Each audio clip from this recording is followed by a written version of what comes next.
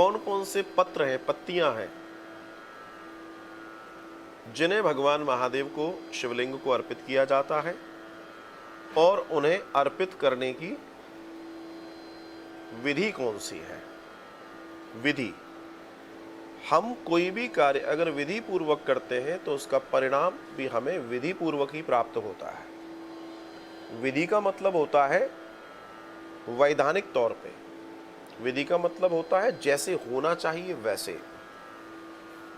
तो अगर आप भी इस श्रावण मास में भगवान महादेव महाकाल का पूरी कृपा प्राप्त करना चाहते हैं तो जो आप कर रहे हैं बस आपको उसको विधि से करना है।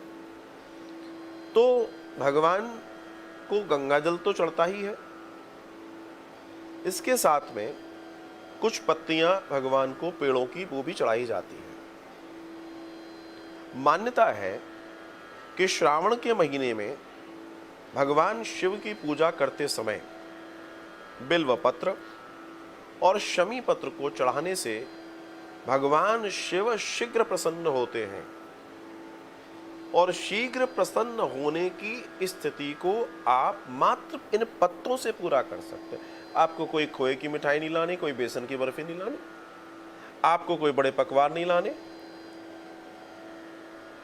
इतने सरल है भोले बाबा। आपको क्या करना है, आपको बिल्वपत्र की पत्ती और शमी, इसलिए मैं बार बार आपको ध्यान होगा मैं कहता हूं कि आपके घर में बिल्वपत्र और आपके घर में शमी का पौधा जरूर होना चाहिए। मैंने कई बार कहा है, लेकिन सावधानी क्या बरतनी है इन पत्तियों को चढ़ाने में, ये मुख्य बात है। चढ़ाना तो सब जानते हैं, सब चढ़ा रहे हैं, कौन नहीं चढ़ा रहा।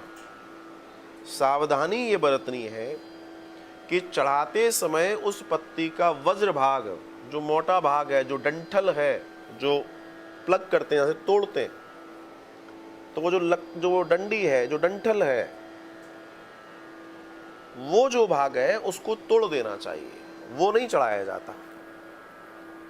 चाहे वो शमी में हो, चाहे वो बिल्वपत्र में हो, उस भाग को कभी नहीं चढ़ाते। कौन सा भाग?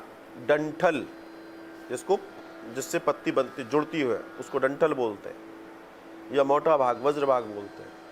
उसका तना जो निकला होता है, जुड़ाव, उसको नहीं चढ़ाते, उसको तोड़ देते हैं।